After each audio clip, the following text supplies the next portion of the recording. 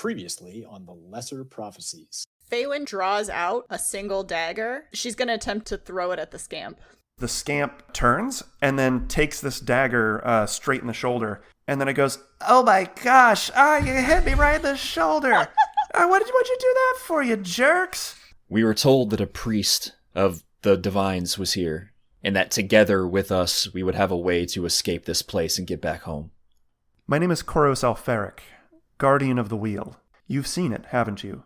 The crater. Yes. So you know, this realm is moving. To escape is merely to delay. Namira must be stopped. Rika was an archivist. She was a historian. She joined a group a while back called Arcay's Acolytes. They were obsessed with finding the pieces of the Sigil of Arcay. So they're your best lead. This is a piece of the Sigil of Arcay. I believe that this object can save Nirn, but I don't know how. Rika will know. Scamp, you've been quite a help to me, and now it is time for you to help someone else. Go with them, help them return to Nirn. Guys, we have our own pack, Scamp. A 8-sided star opens up between you and the water below. And with a white flash, all 4 of you, plus Scamp, plus Arthiri, tumble onto a grassy hill. We lived!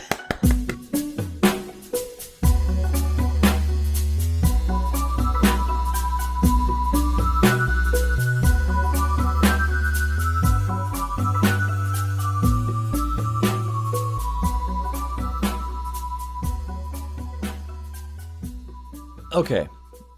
Titus looks around, make sure that everybody else is conscious, getting up. I spot Scamp, right? Scamp and Arthiri are both on the hill with you. Okay. Go ahead and roll an investigation check. All right. That is a d20 plus nothing. Got a 16. Not bad, not bad. So the party's all here, including Arthiri and Scamp. You see the Sigil of Arcay, that piece that Koros Alferic gave you, is sitting on the grass sort of in the middle of all of you. It's no longer glowing, and as you sort of investigate it, you see that it's cool to the touch. And now that you're back on Nirn, you imagine, in open air, you can tell that you all reek. Like BO or? Like you have been in a place where everything sort of smelled like rot for a bit. So now that you're in a place that doesn't smell like that, you realize that you've taken a little bit of that smell with you. As a little keepsake to remember it by, you've got some stank on you. So with a little bit of time and effort, you can get yourself cleaned up, but you probably need to get to a town to wash up and clean your equipment before you're ready for polite society. So I see that everyone else is, fine and sort of getting their bearings. I grab the Sigil of Arcay and sort of move to put it in the pack. And then Okay. I try to grab any dust on the ground and just sort of throw that on myself to try to cover up some of the stuff. It's not going to be fantastic, but it probably helps mask the scent a little bit and helps us move more easily. Okay. Does it work? Titus stops, drops, and rolls for a bit. And Okay, but is it working? Because I'll try it too. he's very dirty.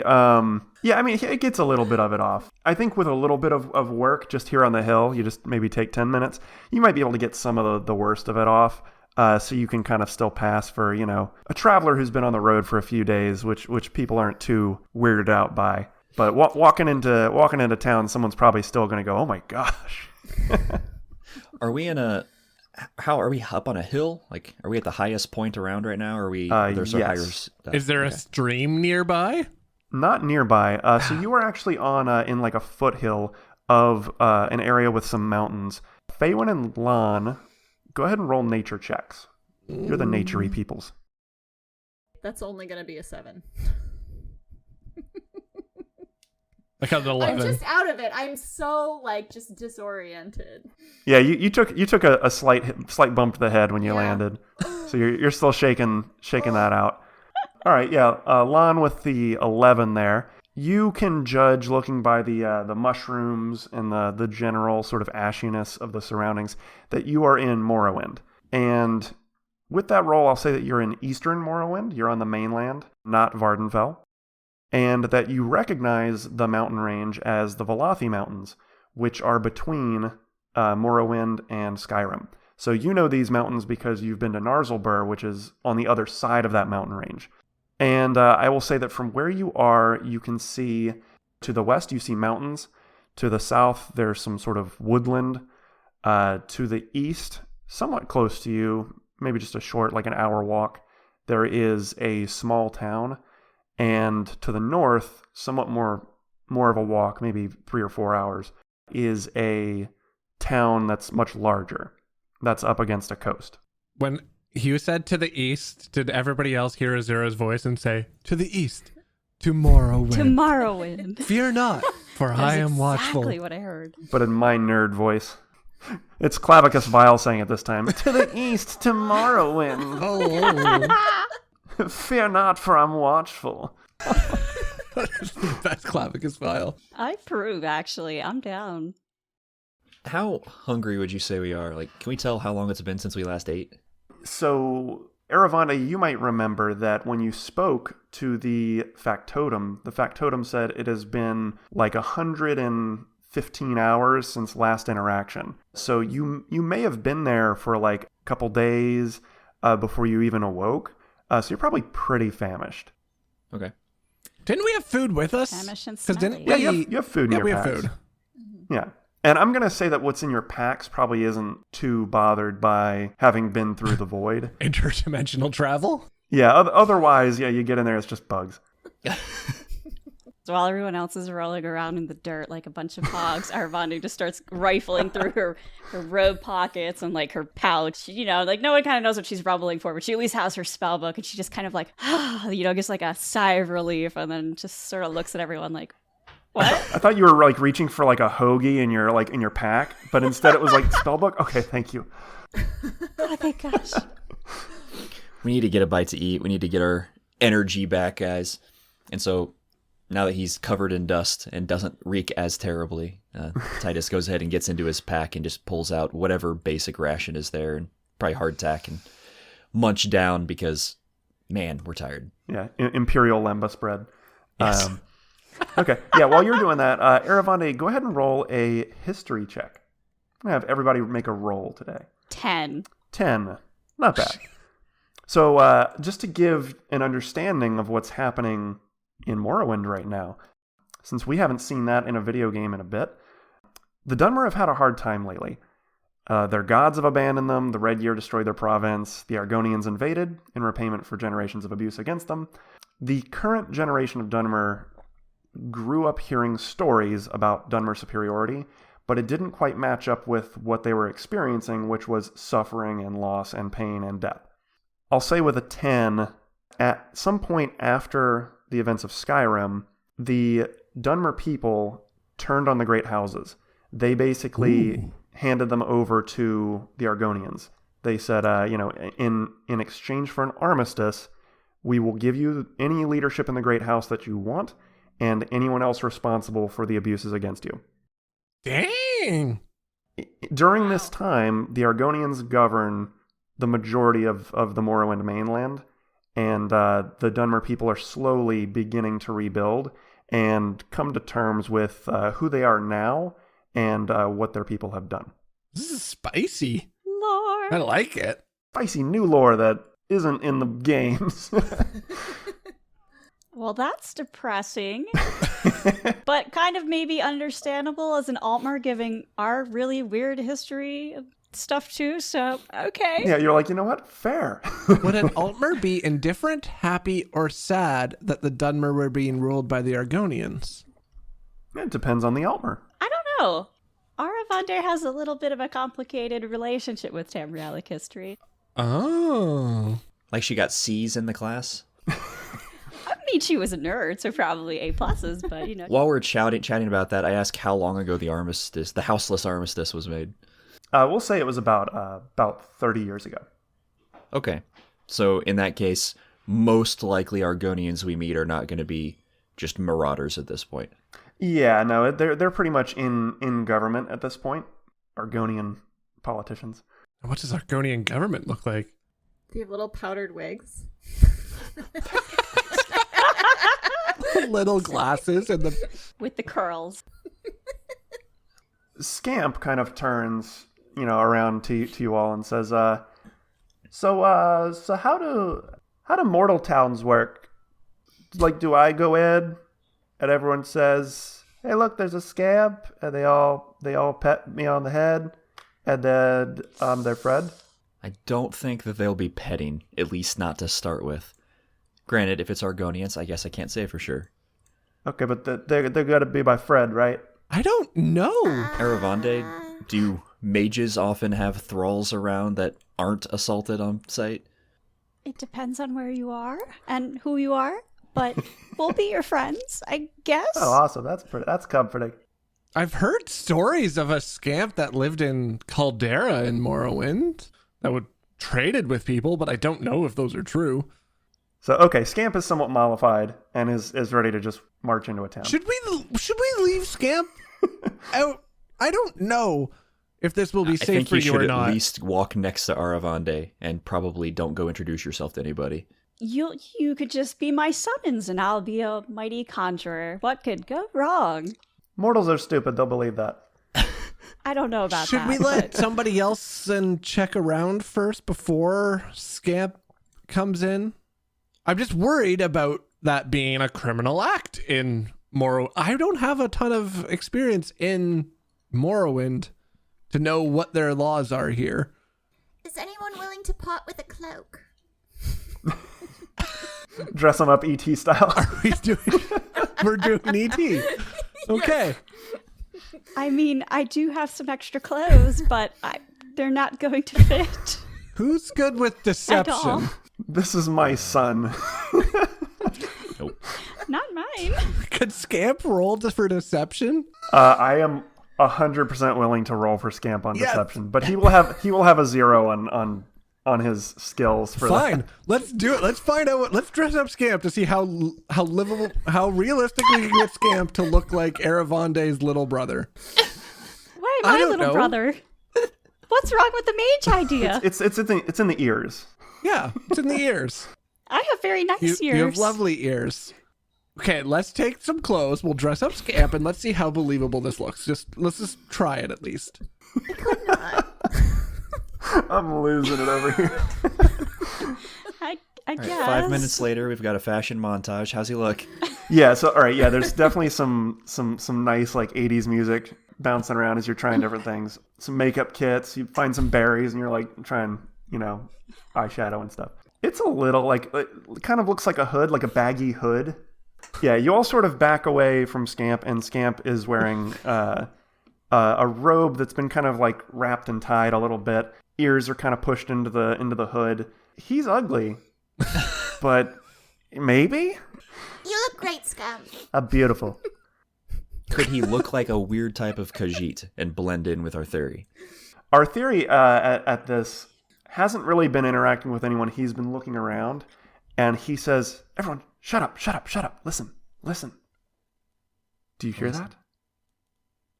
What is it? You hear nothing." Okay. He says, "Do you hear that?" No. You're what? Exactly. He says, "This one has been in the scuttling void for a while, and with Khajiit, when you're in Namira's realm, you are constantly hearing the drums of the heart of Lorcaj, and it's enticing Khajiit to walk the bent dance. And I resisted it. This one resisted it. I'm free." Our theory, is overjoyed. I'm happy for you, but why would we have heard that? No, you wouldn't have. I don't. Then why was the leading question? Listen. Shut up. Sarcasm's how you celebrate. I get it. Yeah. So listen, good luck with the whole world saving thing. That Where sounds are very you going? interesting. Our This theory, one no. has family in Morrowind, so this one's going to go find them. Bye. And he starts going down the hill. Wait, Wait, what? you have family here? Can you help us then? We don't know anybody around here. He shouts, "No, I can't. Bye." Oh, well, bye, our theory. Of course, Feywind just But- lets this happen. Bye. I thought he was okay, going to be whatever. merchandise. I can't believe we just got rid of him. We have coin. We You have sell, coin. you sell him for you. 100 gold. No, for the podcast, I thought he was going to be marketable, but we just got rid of the character. Oh, yeah. No, well, he said bye. Doesn't mean you won't see him again. That's true. Didn't he have things that we needed? Isn't he like carrying stuff? He is not. However, speaking of carrying stuff, Scamp has a backpack. Oh my gosh, he's a pack He's scamp. a pack Scamp. We have a pack So scamp.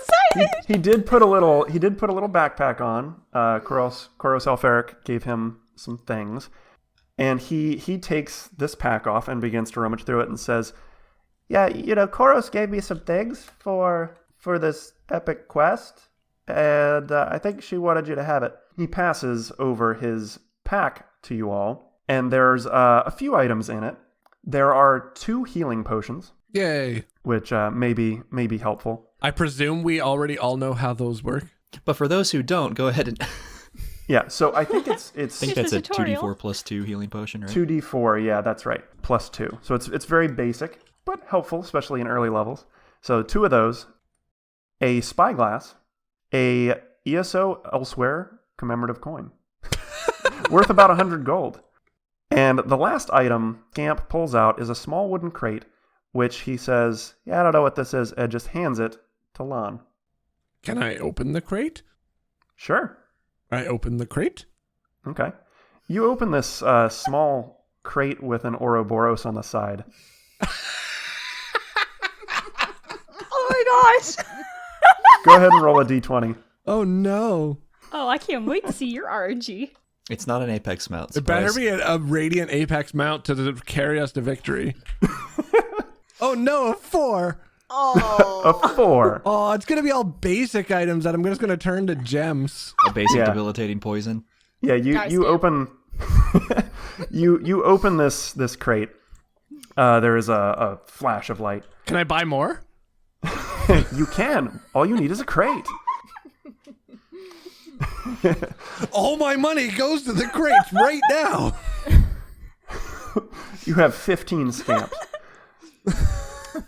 In the crate are 2 very spoiled potions, which appeared to have been of some use some age ago. A crown mimic stone, which is worth probably about 25 gold. And hopping out of the box is a banded Vardvark. Oh my god, it's a Bardark. Yes. Look at him, he's adorable. What is this thing? It's adorable. So this is how, as a GM, I handled Lon's companion level up. I love it. You won the I lotto. got a Vardvark. So this Vardvark, I think you have some steps to take before your companion is like a combat pet, I right? need to You have, spend 8 hours with him. yeah, but he's willing to follow you around for now. He probably won't listen to you much, but he's just going to kind of hang out. What beast would a Vardvark be based on if I'm trying to figure out what stats it has? Go over the options that you had real quick. Any creature from Elder Scrolls, From the surrounding like countryside. so that would a make good sense. example would be Up to a certain combat rating, right? it's a half combat rating. So similar ones would be something like, let me pull up a salamander, Probably or pretty close. I'm looking for like or an Alinor ringtail is one. Oh, an Alinor ringtail is one? Is like an example of one. Like it can be anything. I don't see any Vardvarks. They do not have Yeah. a high challenge rating. A mud crab, if it's at the same level as about a mud crab. Salamander's not too far away probably in terms of like it's probably gonna try to take a little nibble, take a little bite. I am interested to see what this Vardvark ends up being like at like level 7 or 8. Amazing. So we'll say it's probably around 0 challenge rating, we'll say. Yeah, sure. Okay. It's adorable. Yeah, it's also I don't think that they exist in this time period. No, they don't anymore. They existed They in went ESO extinct. times. Yeah. I don't know what you are, little buddy, but you come with us. So the potions expired, but the Vardvark didn't. The Vardvark. Well, you imagine this is probably some kind of magical stasis box that kept it alive. Yeah, if you want to use like, I don't know, like a rat stat for now, rat stats. That's probably a fair one. Well, Lon is fawning over his new creature. It's so cute. I sort of smirk and I pass one of each of the potions to Aravande and Faywin. Thank you. Aravani, what's your health at right now? 10 out of 14. 14, okay. I'm still alive. So I found something similar, and the trait that the Vardvark will have is keen smell, and it has an advantage on wisdom checks that rely on smell. I love it. The Vardvark does have a big, long snoot, I know. so I think Love that's it. perfect. And he can bite. Yeah. That's a boopable That's a snoot. very movable smoot. He's just hopping along behind us, and I'm so happy about this. Their back claws look like they're pretty strong. They're probably used for digging. I Yeah. bet they're good Yeah, it could scratching probably- tools too. I like to think as it kill levels it. up, it just gets bigger until it's like an emu. I like that. Terrific. I don't like that idea. So, all right, yeah, where you stand right now, looking out on the Morrowind countryside, there is a town far to the north and a smaller village-ish town. What time of day is it? It's like early morning, like the morning sun has just started to crest over the horizon. I don't think we're on the clock anymore. What do you say we go to that town just to the east and rest for a while? That sounds nice. I think it'll be good. What should we Making call sure this that guy? there's not any perilous terrain. I guess Titus sort of starts heading that direction and have everyone in tow, and Lon is probably in back, constantly looking at his Vardvark running circles He's just around him. hopping around. He's so happy. Armando just looks at Scamp like, does he really have to be my brother? Has he rolled for deception yet? Do we know if this is if he's doing this? How He convinced are hasn't we? rolled deception yet. He's gonna walk into town and be like, "Do you guys work on commission?" I'd say that you already know he's a scamp, so like maybe your opinion is less important. True. It's what someone outside would think. Faywin sort of seeing Lon so happy to have his Vardvark. Like, she was fine to So see our happy. theory kind of go, but now, like, her shoulder's feeling a wee bit empty. Oh yeah, I can tell my Vardvark to hop on your shoulder. That's all right, Lon. Thank you, though. We need to come up with a name for him, though. We do. Our theory. I was thinking Arthur, Our but theory, too. As we're walking, I ask Scamp if he has any idea about where we're actually going to go next as we try to search for, I know her name, I know it, Rika. Scamp rummages in his pack and he pulls out one of the sketches that Koros Alferic drew, and it's just a picture of her face so that maybe if you saw her, you might recognize her. And Scamp says, "Yeah, I don't know the first thing about the Acolytes. Not even what province they act out of? This is my first time on your plane. I understand. I'm probably Welcome. more a tourist, in a tourist position than in a leadership role." I bet I could find out, though. So I have the researcher perk. Ooh. It says, when you attempt to learn or recall a piece of lore, if you do not know the information, you often know where and from whom you can obtain it. Very cool. So you were aware from your role about Morrowind and its history that the Argonians are currently in control.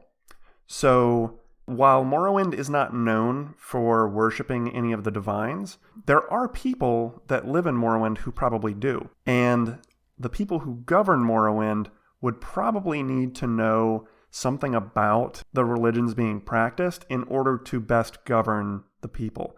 So your best bet would be to find someone in a sort of governing position in one of these towns.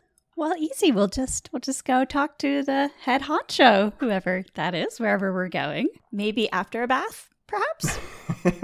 I agree to that. Okay, yeah, you're on the road to the town that you saw to the east. You've passed a sign or two, kind of explaining where things are, and you have a feeling that the name of this town is Riverbridge. Riverbridge. Riverbridge. It's not a very Dunmer name. It's not. It's a very Elder Scrolls Arena name. Nice. So you make your way through the sort of hilly terrain until you're closer to your destination, and a fog has rolled in from the inner sea, and so everything's a little bit overcast, gives it kind of a spooky feeling. And there's this sound as you're walking, sort of like the fluttering of tiny wings. As you're kind of walking, every so often you see a moth go by. And you're coming closer to the town. You can kind of see the vague outline of the town's wall. And you're seeing other figures are sort of walking on the path kind of near you that are walking towards this town. They're all sort of walking in like almost of one purpose. They're all sort of eyes ahead, looking straight, not looking at you, not talking. And they're dressed a little bit oddly. In what sense, oddly? Some are wearing like corseted dresses that seem just like a little more ornate than you might see sort of like regular people wearing. Some dresses in blacks, reds, purples. A few people are in armor that looks like it's been sort of like fashioned out of stuff. Not an armor style that you recognize. You're not going like, oh, that's, this, like that's orcish armor or that's ebony armor. It's just kind of its own thing. What sorts of people are these? There's Dunmer. There's a couple of Argonians. There's a Red Guard. You see, there's sort of like a gaggle of different groups, but they're primarily Dunmer and Argonian. Okay. As you reach the front wall, the front gate of Riverbridge, you see before you a figure. And this figure is wearing a robe that is sort of patterned to look like a moth. And on his cowl and hood, moths have like alighted and are fluttering about. You can only see the bottom portion of his face, but it is a Dunmer's face, and it is grinning. Does he change at all as we're walking closer? He turns into a bat and just flies at you. No, as you approach, he puts his hands out like you almost like he looks like he might be casting a spell of some kind, and he says this. Welcome, travelers. Creepy. I don't like this anymore. He pauses for a moment, and then he pulls his hands back, and he flips the hood back, and reveals a young Dunmer with a shock of orange hair and a big grin, and he says this. Welcome to the 27th Annual Ashmoth Festival! The 27. Well, now I want to hug him. The voice of this character is ESO Stream Team member Babbling Goat. Oh my It's God, so that's well amazing. done. Oh man, Babbling Goat, he killed this character so much. So good. I absolutely loved it. The artwork is done by Manu, also known as Taproot. Oh my gosh, I love Taproot. Yes, Taproot did this. Amazing. I love this artwork. Manu, thank you so much. This art is phenomenal. So he throws back his hood. The moths take flight. And as he says that, the fog begins to sort of dissipate enough where you can see into the town. And you see a bunch of people filing in, and it is just a big, giant festival in this town. There are flags and banners lining buildings. There's folks ambling about dressed in lively costumes. There's wagons serving meats, cakes, pies, fried dough, candied apples. There's a lot of people that have brought pets. No Vardvarks, though. So there's dogs and cats, a few Nix hounds, an odd guar, too. They're all kind of in the mix. And Endis sweeps up behind you and sort of like ushers you into town. And he says this. I'm Endis Amen, and welcome to the Ashmoth Festival. First time, lovelies? I don't blame you. Morrowind isn't really known for its tourism. But things are getting better now. Thank Asura. I love it so much. I absolutely love this So good. character. Aravande just goes from like being really creeped out to really excited in like 5 seconds with that. She's like, ooh, a festival. Yeah. So he ushers you into the town, and it's not the sort of thing that you were expecting from Morrowind. While there's some aloof Dunmer and the odd group of Argonians that are all sort of together in a group, the rest is really, it feels like a melting pot. There's, a Dunmer passing a stuffed guar that he won from one of the game stalls to his Bosmer companion who hits him on the arm. There's a Redguard and Argonian swinging toy swords at each other while their friends laugh. There's an orc and 2 Dunmer celebrating some success with an Argonian. There's a Dunmer woman and an Argonian woman that are sharing a pie on a blanket nearby. There's a handsome Dunmer flirting with a Khajiit who's holding his tail. And it's just this complete joy that you weren't expecting from Morrowind, number one, but also after your time in the Scuttling Void, this is just like the most refreshing thing that you can imagine. And so Endis brings you a little further in and he says, Quick lesson for the newcomers. The Argonians took control about a decade back, but don't get the wrong idea now. They're not the savages that the great houses go on about. Look around, lovelies. What do you see? Dunmers having fun. With outsiders.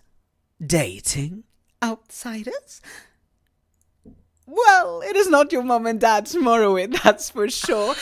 Outlanders, welcome. Shows optional. oh, I lose it at Endis so good. much. So well done. All right, so last thing from Endis before he starts to depart, he says, Oh, last thing. Ashmoths. They come in droves to Western Morrowind 3 days a year. Hence, the festival. Yeah, when you've been through what we have, you learn to celebrate what you can. As he's starting to walk off, Titus says, with everyone here, is there still any space in an inn for us to get some rest? Endis points to the inn that is nearby and states that the owner of the inn, known as Breaks the Immersion, will be able to set you up. That's fantastic. Thank you, Endis. Endis kind of leans like he's looking past you and says, If you'll excuse me now, there seems to be a very handsome red guard there over at the gate who needs my attention. Tell me if you need anything. Oh, remember, no ice was to drink 2 drinks maximum added to the required games on the western outskirts to tip the food dragons and be sure to sign up for the Ashmoth tournament with you in Okay. So Endis heads back over to the gate to continue greeting folks as they pour in, and you are now free to walk around the town. Hello again, everyone. Thank you for listening to Session 5, Riverbridge. So happy to show you our rendition of Morrowind in the 4th Era, and can't wait to show you more. Special thanks to Babbling Goat for voicing Endis Amon, the first NPC the party interacts with in Tamriel. Babbling Goat is a streamer and lecturer, and was an absolute dream to work with. Babbling Goat, thank you so much for your work. The art for Endis is by Manu, aka Taproot. Thank you so much for capturing the joy of this character better than I ever could. You can find a link to Manu's work in the description. And thank you again to our sensitivity readers, Geese, Captain Dumac, Ravenrose, Lou, and the One True Goon, whose input was invaluable for shaping Endis into what you hear in this session. Thank you again. And of course, it wouldn't be a proper Lesser Prophecies session without thanking Kaz Wright for the music. The song at the end is called Vardenfell Safari. Session 6 is coming soon. Until then, behave yourselves. I'm watching.